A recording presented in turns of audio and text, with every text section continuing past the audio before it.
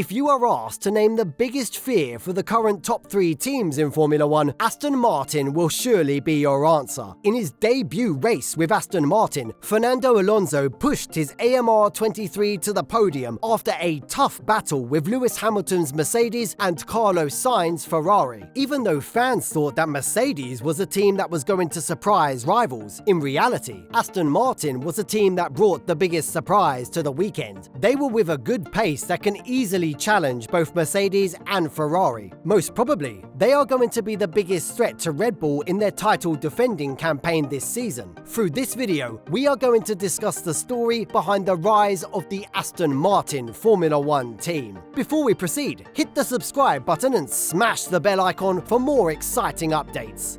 At the end of the last season, Aston Martin was 7th in the constructors' standings with 55 points. Their AMR 22 Challenger was a beauty with British racing colours, but not a beast to challenge at least a midfield team. They had a bitter experience in the last 2 seasons, as the outcome was never at a satisfying level compared to the investments. So, the final result was the retirement of the 4-time world champion Sebastian Vettel at the end of the last season, as he never saw a title-winning possibility in the near future. Then Vettel retired, and Alonso decided to join Aston Martin as his replacement. Did Alonso see a light at the end of the darker tunnel before everyone? We don't know the answer, but it may be among one of the best decisions that he ever made, as Aston Martin changed their whole status from a midfield team to a title contender within a period of a few months. But this is not a success they enjoyed with the effort of a few months. They are now enjoying the success of the things that they invested in the last 2 seasons. Team owner Lawrence Stroll went for mega-scale changes after rebranding the Racing Point F1 team as Aston Martin F1 team. One of the key secrets behind their success is the changes that they had to the top heads of the team. After finishing their debut season in F1 as 7th in the Constructors' Championship back in 2021, the executive administration of the Aston Martin team decided to fire their long-serving team principal Otmar Schaffnauer, who was with the team since the Force India era. He was replaced by the ex-BMW chief Mike Crack, with a 5-year long-term plan by the British racing marque. In appointing him as team principal, Lawrence Stroll highlighted his capability to direct Aston Martin to win a world championship, as he joined the team with tons of experience as a former head of BMW's global motorsport operation. Winning in Formula 1 is all about bringing together the best efforts of all the principal players, drivers, engineers, mechanics, everyone, and Mike is perfectly placed to do just that, said Stroll. Furthermore, he highlighted his plans of Aston Martin for the next 5 years in 2021, but it seems to be they are enjoying success earlier than expected. We are hiring brilliant new people every week, and our factory build is coming along very well. We have a fantastic roster of superb sponsor partners. We are about to embark on year 2 of our 5-year plan, the objective of which is to win Formula 1 World Championships.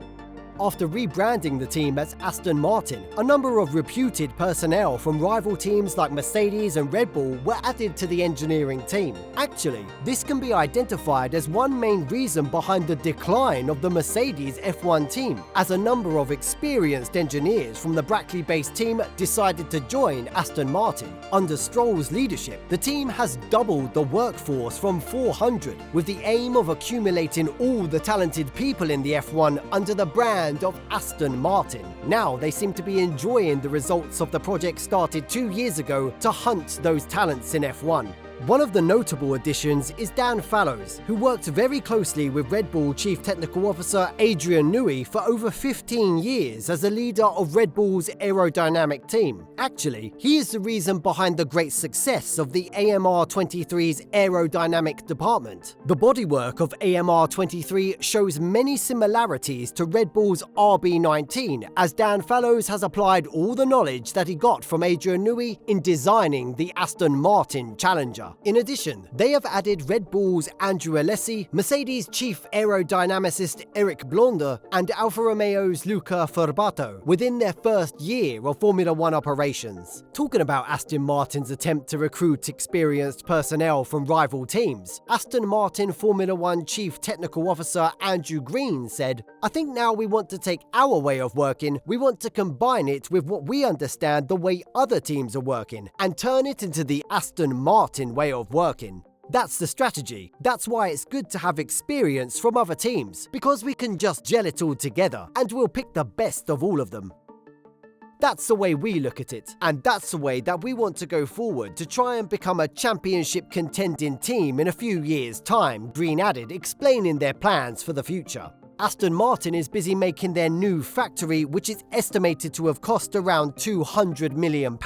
It is anticipated that this new location will construct on the same site as the existing factory in Silverstone. This factory was built by the team's distant predecessor Jordan F1 team when they were in operation, and it is mostly with outdated facilities for a modern F1 team. When part of the existing factory was broken to get space for the new factory, Lawrence Stroll explained that the new Aston Martin factory to be the reverse of what Ron Dennis did with the McLaren technology in Woking, prioritizing function, not aesthetics. It is expected to be built in 3 chunks, and the first of them is expected to be completed in May 2023. This building will include all the facilities to carry out major operations of the racing team, and we can expect a huge boost in their performance with the addition of the newest facilities and technologies. The second building, which is scheduled to be completed in the third quarter of 2024, contains the wind tunnel, and this is a much needed item for any of the Formula One teams to improve aerodynamic performances to remove the barriers in their testing process.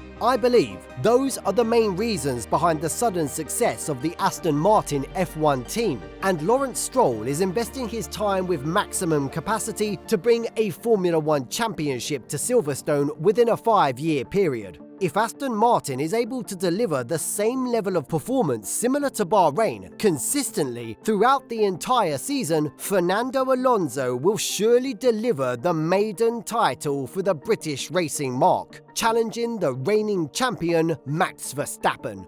What do you think about the sudden rise of the Aston Martin F1 team? Will they be able to challenge the top 3 teams in F1? Share your thoughts in the comment section below. Thank you so much for watching the video. If you enjoyed the video, subscribe to the channel to get more exciting Formula One news. See you in the next video, guys. Goodbye.